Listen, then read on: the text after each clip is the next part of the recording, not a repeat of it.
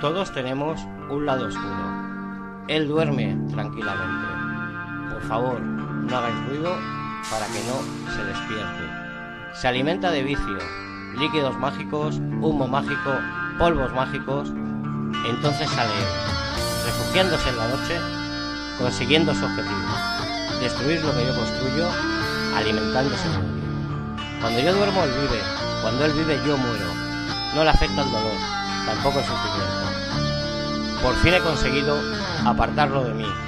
Ahora ya ha muerto. Y yo por fin despierto. Me ha dejado su herencia.